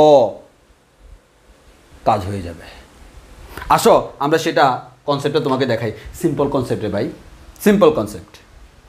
এদিকে এই সবাই হাত তুলো। এই তুমি এদিকে তাকো, অন্যদিকে তাকাইছো কেন? এদিকে হাত তুলো তো, হাত তুলো, কমেন্টে হাত তুলো যে তুমি আসো কিনা আমি দেখি। কে আসো আমি একটু দেখি। কমেন্টে হাত তুলো, এই সবাই কমেন্টে হাত তুলো, কমেন্টে হাত তুলো।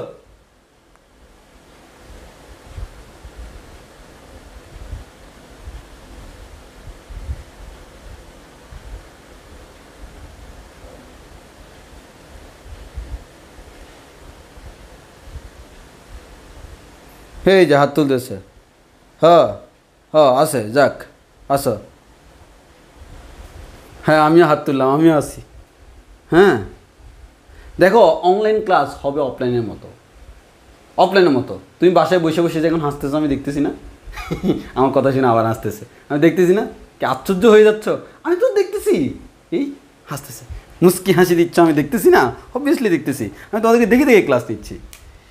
বিলিভ ইট অর নট, আমি তোমাকে দেখতেছি। দেখো একটা জিনিস শিখো এখন, তোমাদেরকে দারুণ একটা জিনিস শিখাবো। Simple, just simple. একটু মনোযোগ দিয়ে খেয়াল করো। এই কনসেপ্টটা খুব মনোযোগ দিয়ে খেয়াল করতে, খুবই ইজি, মনোযোগ দিয়ে খেয়াল করবো। আমি মনে করো তুমি দুষ্ট পানি নিয়ে, দুষ্ট পানি মানুষ বুঝো তো, মানে যে সকল পানি খায় মানুষ দুষ্টামি করে না, দুষ্ট পানি নিয়ে তুমি এখান থেকে এখানে গেলা, তুমি দুষ্ট পানি নিয়ে এখান থেকে এখানে গেলা, কোথায় কোথায়, এ থেকে বিতে গেলা। এখন বি বিন্দুতে দাঁড়ায় আছে তোমাদের পুলিশ ভাই, তুমি কি দুষ্ট পানি নিয়ে তাকে যাই বলবা ভাই একটু দুষ্টামি করবেন? Obviously not. তুমি যে কাজটা করবা, তুমি দৌড়ে পালাবা, তুমি দৌড়ে মনে করো সি বিন্দুতে পালাইলা, এই সি বিন্দুতে পালাইলা, তাহলে তুমি গেলা। এই দেখো আমি শুধু মজার চলে বলতেছি, হ্যাঁ মজার চলে, don't take it seriously, just মজা করার জন্য। তাহলে আমাদের কোথায় গেলাম, আমরা বি থেকে সিতে গেলাম। তাহলে আমি যদি তোমাকে বলি তোমার এখানে সরণ কয়টা হয়েছে, দুইটা হয়েছে। প্রথমে তুমি এ থেকে বিতে গেলা, এটা সরণ হলো, দেন তুমি বি থেকে সিতে গেলা, আরেকটা সরণ হলো। এই সরণটাকে আমি নামকরণ করতেছি, দেখো এই সরণটাকে আমি নামকরণ করতেছি R1 দ্বারা। কি দ্বারা নামকরণ করতেছি? R1 দ্বারা। এই সরণটাকে আমরা নামকরণ করতেছি হচ্ছে R2 দ্বারা। যেহেতু ভেক্টর রাশি, উপরে অবভিয়াসলি ভেক্টর চিহ্ন দিব, R1 ভেক্টর, R2 ভেক্টর। এখন মনোযোগ দিয়ে খেয়াল করো। এখন আমি তোমাকে জিজ্ঞেস করি, তুমি এখান থেকে যাত্রা আরম্ভ করছিলা, এ থেকে বিতে যাওয়ার পর তুমি ধাওয়া খাইলা, এরপরে সিতে যাইয়ে তুমি হাওয়া খাচ্ছ, তাহলে এই যাত্রা বিন্দু থেকে সি বিন্দু পর্যন্ত সরণ কতটুকু হয়েছে? অবভিয়াসলি তুমি আমাকে বলবা ভাই সরণ হয়েছে এতটুকু। এই সরণের দিক কোন দিকে? ভাই অবভিয়াসলি সরণের দিক হচ্ছে এই দিকে। অনেকে বুঝে না এটার মিনিং কি, মিনিংয়ের কোনো ব্যাপার না, এখানে তুমি জাস্ট এটার মতো করে দিলেও হবে। তো এখন মনোযোগ দিয়ে খেয়াল করো। তাহলে আমি যদি বলি এটাকে আমি নাম দিলাম হচ্ছে আর ভেক্টর। এই তোমরা বলো এখানে R1 এবং R2 এই দুটো ছিল আমার মূল ভেক্টর, এই দুইটা ভেক্টরের সম্মিলিত ভেক্টর কোনটা? আর ভেক্টর। আর দুইটা ভেক্টরের সম্মিলিত মানে তাদেরকে যোগ করছি, তাহলে আমি R1 এবং R2 ভেক্টরকে যোগ করলাম, R1 ভেক্টর এবং R2 ভেক্টরকে যোগ করলাম, যোগ করে কি পেলাম? আর ভেক্টর পেলাম।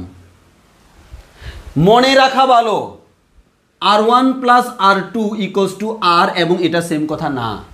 এটা দ্বারা বোঝাচ্ছে জিওমেট্রিক্যালি, আর এটা দ্বারা বোঝাচ্ছে শুধু মান। সো এটা হবে না, এটা দ্বারা বলছি জিওমেট্রিক্যালি, জাস্ট যোগ করে দিলে হবে না, জ্যামিতিকভাবে যোগ করতে হবে। তাহলে এই R1 আর R2 হচ্ছে আমাদের মূল দুইটা ভেক্টর। এই আরকে আমি তার কি বলবো? অবভিয়াসলি লব্ধি বলবো। কি বলবো?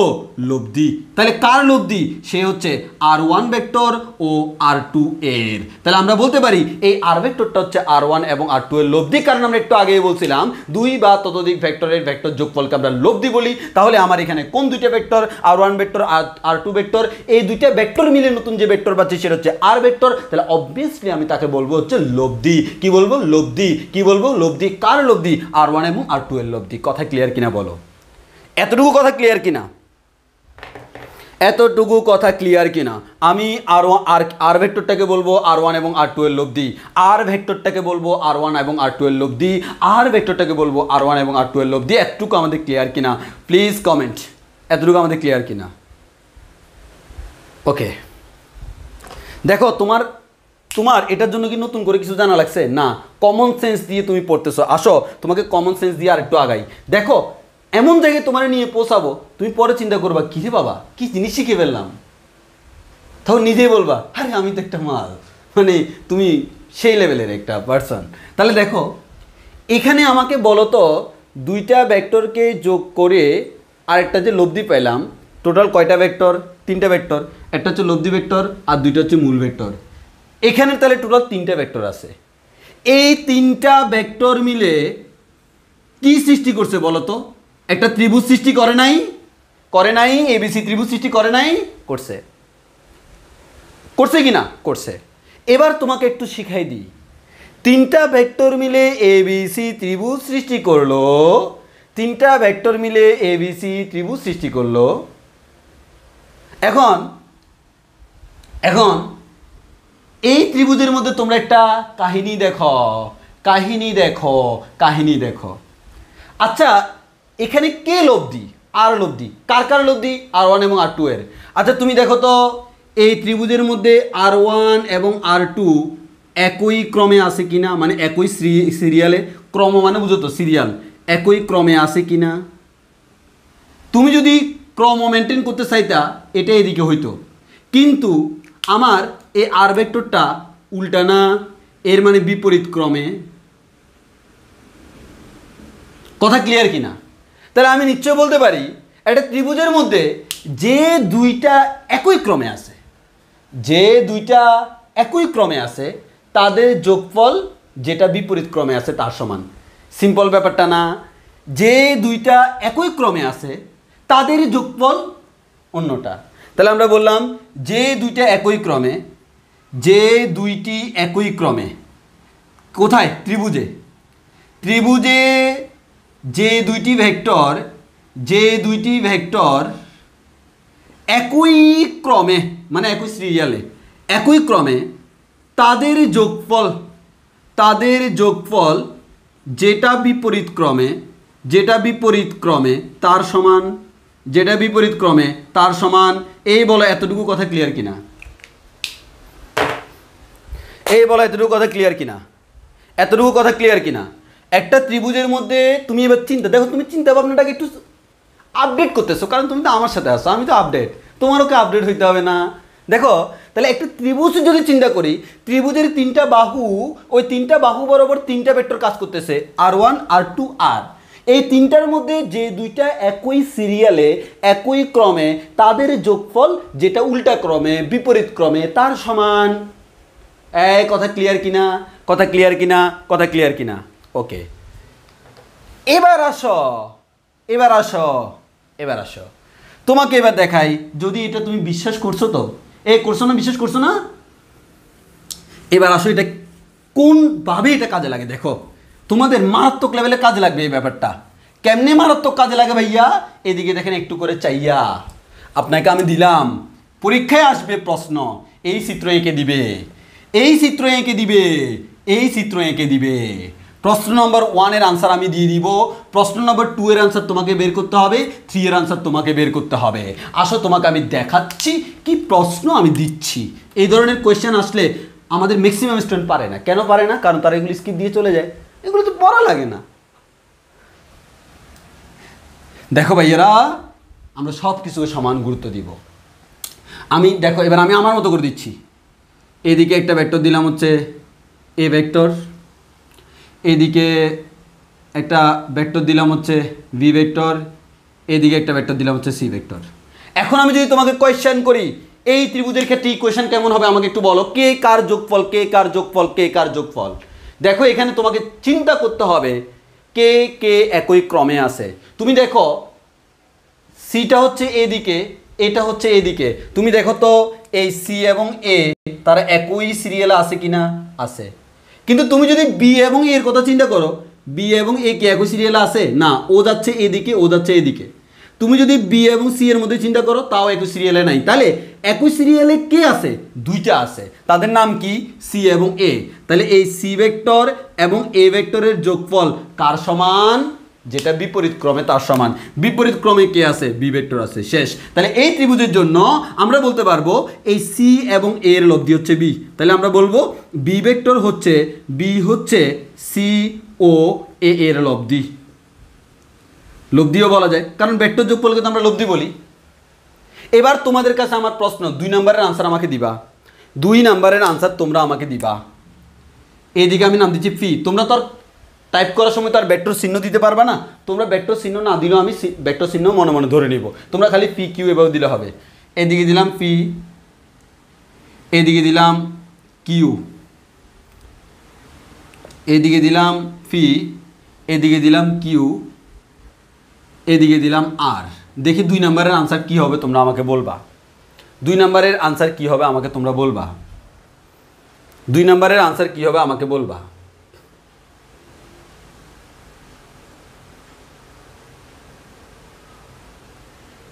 তিন নাম্বার হচ্ছে এদিকে এক্স ভেক্টর, এদিকে ওয়াই ভেক্টর, এদিকে জেড ভেক্টর। 2 এবং 3 এর আনসার তোমরা আমাকে বলবা। 2 এবং 3 এর আনসার তোমরা আমাকে বলবা। যাক মাশাআল্লাহ, এই পারতেছি তো। কিরে তোমরা তো জিনিয়াস কেন, এই ফুটফুটে বাচ্চারা কত জিনিয়াস রে বাবা।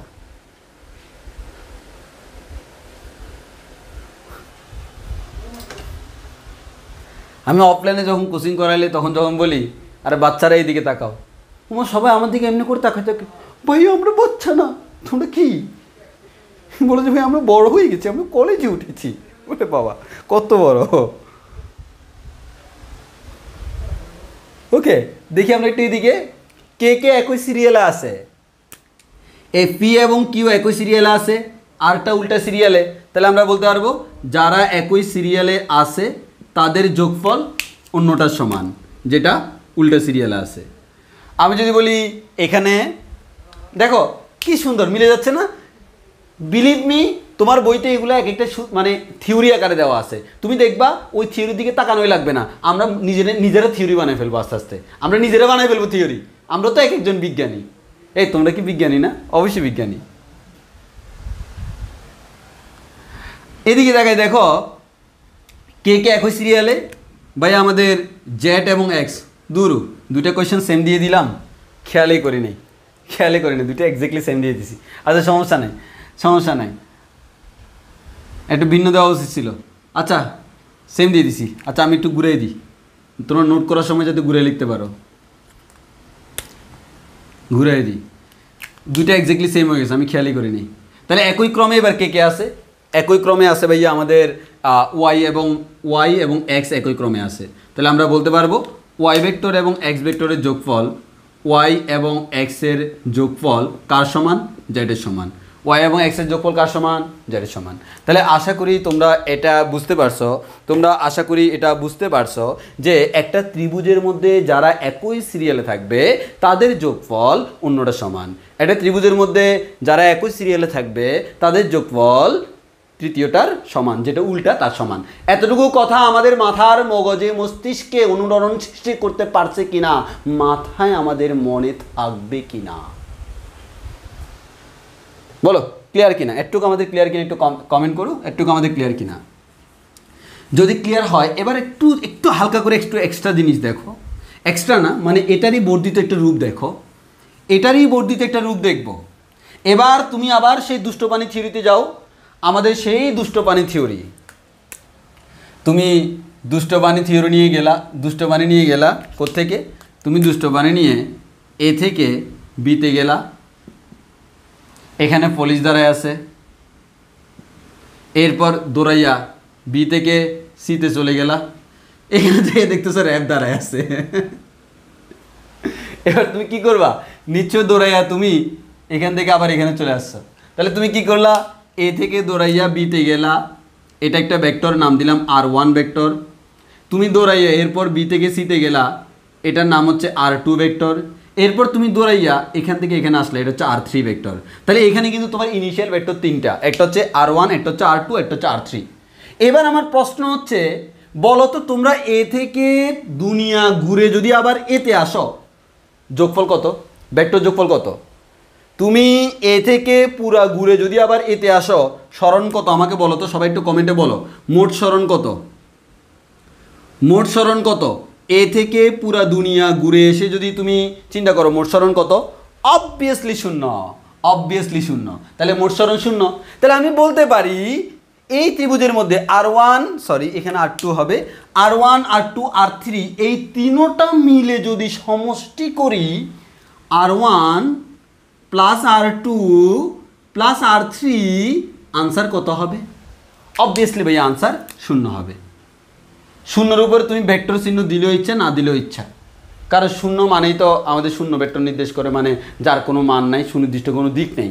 যেহেতু শূন্য ভেক্টরের সুনির্দিষ্ট কোনো দিক নেই, ওই কারণে তার উপর ভেক্টর চিহ্ন দেওয়া না দেওয়া সেম কথা, কারণ তো সুনির্দিষ্ট দিক নেই। সো অনেকে এটা নিয়ে কনফিউজড হয়ে যায়, ভেক্টর দিলেও ইচ্ছা, না দিলেও ইচ্ছা, কোনো সমস্যা নেই। এবার আসো, তোমরা এটা বুঝছো, কিন্তু আমি সেটা বলবো না। আমি তোমাকে বলবো এই তিনটা ভেক্টর মিলে একটা ত্রিভুজ সৃষ্টি করছে কি করে নাই? করছে। এবার তোমার যে ত্রিভুজ সৃষ্টি করছে দেখো তো, সেই ত্রিভুজে তিনোটাই একই ক্রমে কিনা, সবাই একই ক্রমে কিনা দেখো তো। এই ত্রিভুজে সবাই একই ক্রমে কিনা বলো তো, কমেন্টে বলো, সবাই একই ক্রমে কিনা? অবভিয়াসলি। তাহলে আমরা এখানে একটা কথা লিখতে পারি, কোনো ত্রিভুজের আগের মতো এই কথাটা আমরা লিখব, কোনো ত্রিভুজের তিনটি বাহু বরাবর তিনটি ভেক্টর একই ক্রমে ক্রিয়ারত থাকলে তাদের লব্ধি সবসময় শূন্য, তাদের লব্ধি সমান শূন্য। একটুকু বললে আমাদের পড়া শেষ। এবার তোমাকে আজকের পড়া থেকে কিছু কোয়েশ্চেন আমি এখন করব। কোন কোয়েশ্চেন করব? যেগুলা ইউনিভার্সিটিতে আসছে, যেগুলো বোর্ডে আসছে। বিশ্বাস করতে পারবে না, তোমরা সবাই পারো, খালি দেখো যে পারো কিনা। দেখবো আমি তোমার থেকে আনসার নিব, এখন সবার থেকে আনসার নিব, দেখি কয়জনে পারবা। আগে আমাকে বলো একটু বুঝছি কিনা। তাহলে একটা ত্রিভুজে যদি তিনটা ভেক্টর যদি দুইটা একই ক্রমে একটা বিপরীত ক্রমে হয়, তাহলে যারা একই ক্রমে তাদের যোগফল অন্যটার সমান। আর যদি তিনোটাই একই ক্রমে হয়, তিনোটার যোগফল শূন্য। তিনোটাই একই ক্রমে হলে তিনোটার যোগফল শূন্য। কথা ক্লিয়ার কিনা বলো তো?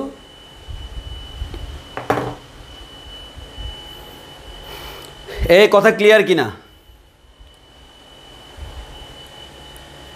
হ্যাঁ, তোমরা এবার তোমাদের পাশে একটা রাফ খাতা নিয়ে বসো।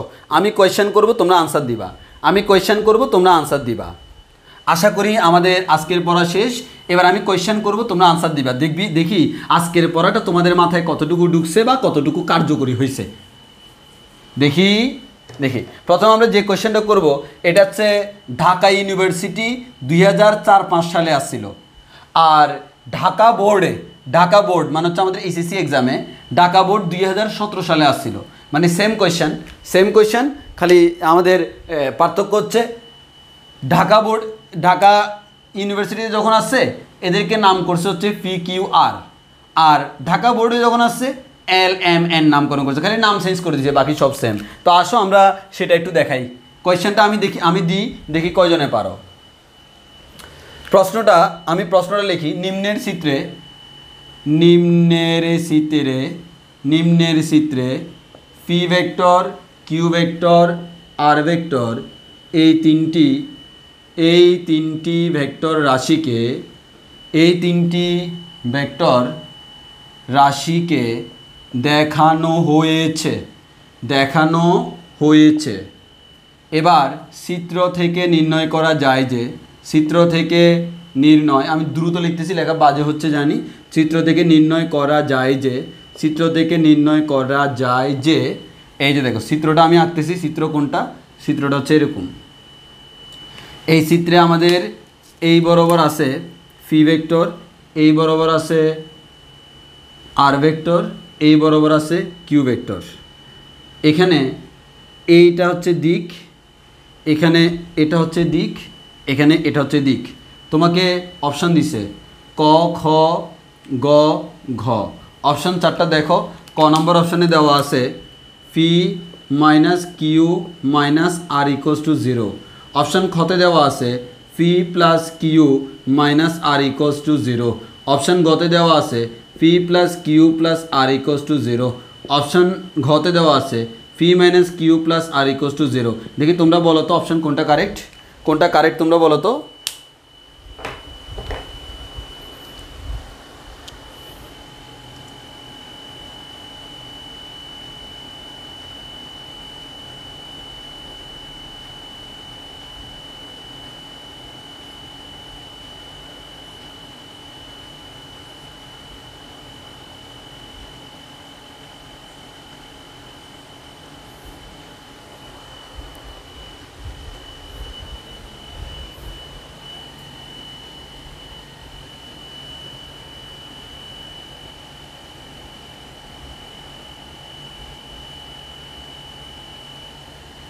কোনটা কারেক্ট বলো তো দেখি।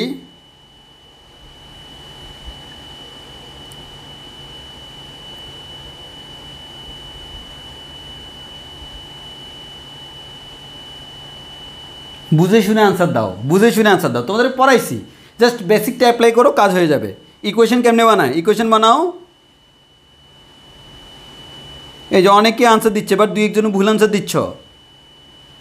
হ্যাঁ, ক নাম্বারই আমাদের আনসার হবে, এক্স্যাক্টলি। ম্যাক্সিমাম আমাদের ক নাম্বার আনসার দিচ্ছে, এক্স্যাক্টলি। তুমি দেখো না, তাকাই দেখো। তোমাদেরকে আমি কি বলছি? ত্রিভুজের ক্ষেত্রে দুইটা জিনিস, এক হচ্ছে যারা একই ক্রমে তাদের যোগফল হচ্ছে তৃতীয়টার সমান। আর যদি তিনোটাই একই ক্রমে হয় তিনোটার যোগফল 0। তো আমার এখানে দেখো তিনোটা তো আর একই ক্রমে না, আমার এখানে কিউ এবং আর তারা হচ্ছে একই ক্রমে। যদি কিউ এবং আর যদি একই ক্রমে হয় তাহলে আমি নিশ্চয়ই বলতে পারবো কিউ প্লাস আর এই দুইটার যোগফল কার সমান? অবভিয়াসলি ভাইয়া এই দুইটার যোগফল হচ্ছে পি এর সমান। আমি এটা এই চিত্র থেকে বলে দিতে পারবো। এখন তোমাকে তো তাকাইতে হবে অপশানে দেখা যাচ্ছে ডান পক্ষে 0, এর মানে সবাইকে বামে আনতে হবে। তাহলে তুমি সবাইকে বামে আনো, এই দুইটাকে বামে আনলে কি হবে? কিউটা এদিকে আসলে মাইনাস কিউ হয়ে যাবে, আরটা এদিকে আসলে মাইনাস আর হয়ে যাবে, ইকুয়ালস টু 0। শেষ। ভেক্টর চিহ্ন দেওয়া না দেওয়া ফ্যাক্ট না, 0 এর মধ্যে। তাহলে আমার আনসার হচ্ছে the correct answer is option 1। So কাদের কাদের হয়েছে দেখি, অপশানে কার আনসার দিছিলা? কাদের কাদের হয়েছে হাত তুলো তো।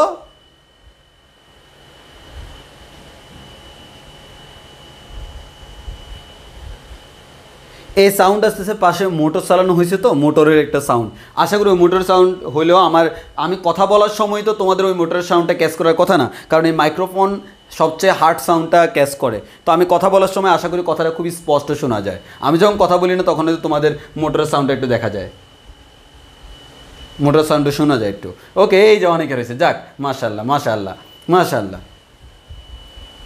দেখছো কঠিন লাগতেছে, ইজি না? আসো তোমাদেরকে লাস্ট একটা কোয়েশ্চেন দিয়ে শেষ করে দিই। এটা আসছে আমাদের দিনাজপুর বোর্ডে। আসো এবারে কোয়েশ্চেনটা আসছে হচ্ছে আমাদের দিনাজপুর বোর্ডে। এখন আমি যে কোয়েশ্চেনটা দিব এটা দিলেই শেষ আমাদের আজকের জন্য, আমাদের দিনাজপুর বোর্ড। তো দিনাজপুর বোর্ডকে সংক্ষেপে কী লেখে আমি জানি না, ডিবি লিখলে তো তোমার ঢাকা বোর্ড হয়ে যায়, ওই জন্য আমি দিনাজপুর বোর্ডকে বলি হচ্ছে ডিজে বোর্ড। ডিজে মানে হচ্ছে দিনাজপুর। ওকে, ডিজে বোর্ড কত সালে? 2016 সালে আসছিল এটা। হ্যাঁ, তো আমি কোয়েশ্চেনটা লিখি, আমাদের কোয়েশ্চেনটা লিখি, এমসিকিউতে আসছিল এই কোয়েশ্চেনটা। বলা হলো পি কমা কিউ ও আর, পি কিউ ও আর মানের তিনটি ভেক্টর, মানের এত মানের তিনটি ভেক্টর, এত মানের তিনটি ভেক্টর একটি ত্রিভুজের, এত মানের তিনটি ভেক্টর একটি ত্রিভুজের তিনটি বাহু দ্বারা, ত্রিভুজের তিনটি বাহু দ্বারা। আমি জানি এই কোয়েশ্চেন আমি আনসার অপশান দেওয়ার আগে অনেক আনসার দিয়ে দিবা, দেখি কজনে দিতে পারো। তিনটি বাহু দ্বারা, তিনটি বাহু দ্বারা একই ক্রমে নির্দেশিত হলে, একই ক্রমে নির্দেশিত হলে, নির্দেশিত হলে নিচের কোনটি সঠিক? নির্দেশিত হলে নিচের কোনটি সঠিক? নিচের কোনটি সঠিক? Option number 1 P plus Q minus R equals to 0, minus R equals to 0। Option number 2 P minus Q minus R equals to 0। Option number 3 P minus Q plus R equals to 0। And last finally option number 4 P plus Q plus R equals to 0। So let's find out the answer. কোনটা correct answer? কোনটা correct answer? Please find out. এই যে অনেকে answer দিয়ে দিয়েছে আমরা বলার আগে।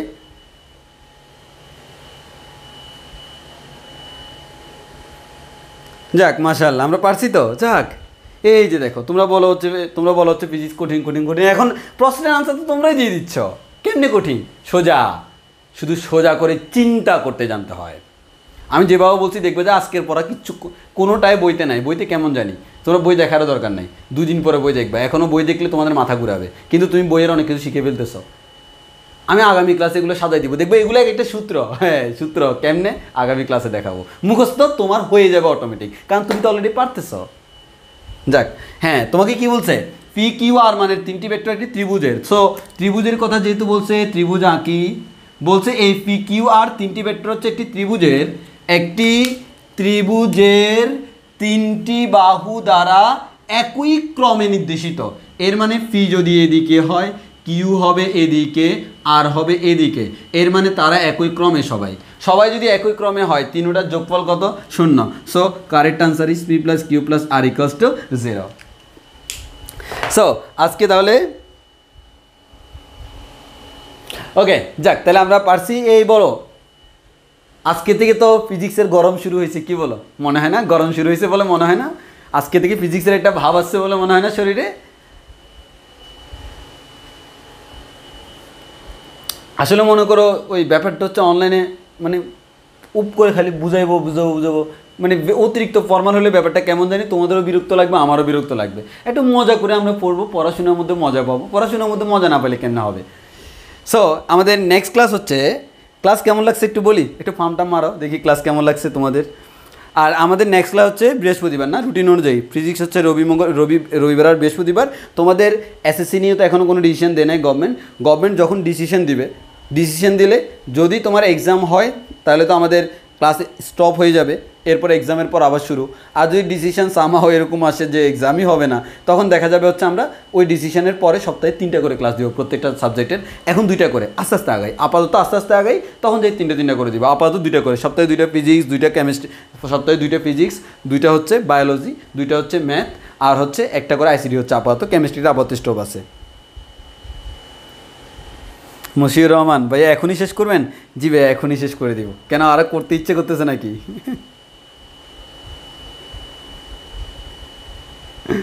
আর করতে ইচ্ছে করতেছে নাকি? ও আচ্ছা, তোমাদেরকে আরেকটা কথা বলি, একটা ইম্পর্টেন্ট কথা বলি। তোমাদের ইন্টারমিডিয়েটের ম্যাথের সিলেবাসটা হিউজ বড় জেনারেলি। তো আমি হচ্ছে আবার এক্স ম্যাথ টিচার আমাদের মডুলাসের, মানে আগে আমি 2টাই পড়াইতাম। তো সেক্ষেত্রে হচ্ছে তোমাদের জন্য আমার ক্লাস বানানো আছে, টেনশন নিও না। তো সেক্ষেত্রে হচ্ছে মিরাজ তো তোমাদেরকে ম্যাট্রিক্স স্টার্ট করছে না, মিরাজের সাথে তোমরা প্রতি উইকে 2টা করে ম্যাট্রিক্সের ক্লাস করবা। এর পাশাপাশি তোমাকে একটু অ্যাডভান্স হইতে হবে না? অ্যাডভান্স হওয়ার জন্য কার ক্লাস লাগবে? UA class. সো তোমাদের অ্যাডভান্স হওয়ার জন্য কোন চ্যাপ্টারটা শুরু করা উচিত?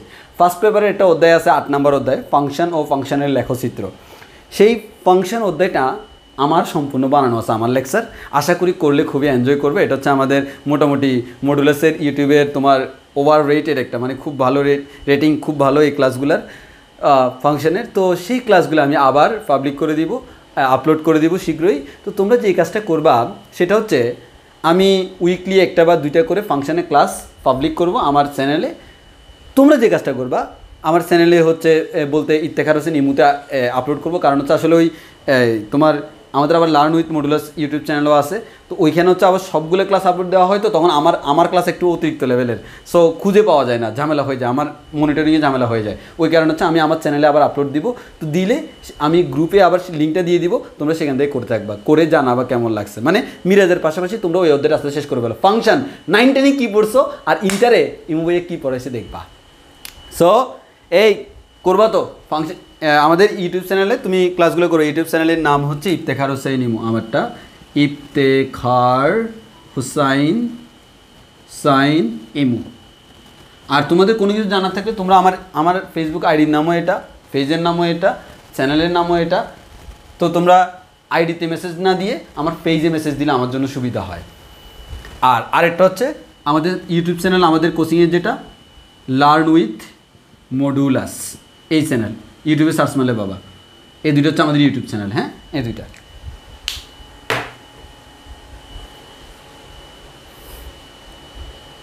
মোহাম্মদ মারুফ ভাই ইমো নাম্বারটা দিয়েন। না ইমো নাম্বার দেওয়া যাবে না।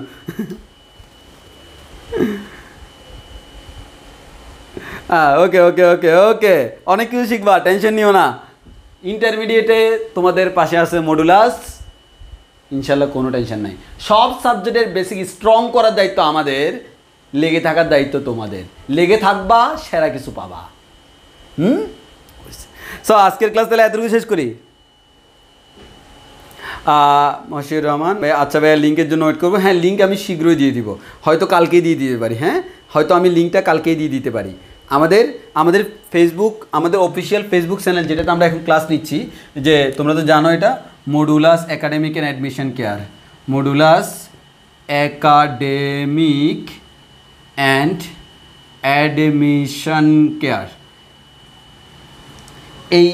এই গ্রুপটাতে আমরা কি করে দিব, এই গ্রুপটাতে আমরা অ্যাকচুয়ালি আমাদের ওই লিঙ্ক টিঙ্ক সব দিয়ে দিব। সব আপডেট তো আমি এই গ্রুপে দিই, তোমরা জানো যারা লাইভ করতেছো। সো ওকে ওকে ওকে ওকে ওকে ওকে ওকে তাহলে আজকের ক্লাস এতটুকু পর্যন্ত। সবাই ভালো থাকি, সুস্থ থাকি, আল্লাহ হাফেজ। দেখা হবে বৃহস্পতিবার আবার ক্লাসে। আর তোমাদের কিন্তু এখন প্রত্যেকটা দিন সন্ধ্যা 7:30 আমাদের এই গ্রুপে ক্লাস আছে কিন্তু। সো করতেই থাকো, একটু করে অ্যাডভান্স না হলে দুনিয়াতে টিকে থাকা খুব মুশকিল। সো আজকে এতটুকু পর্যন্ত, সবার জন্য অগ্রিম শুভকামনা। আল্লাহ হাফেজ, আসসালামু আলাইকুম।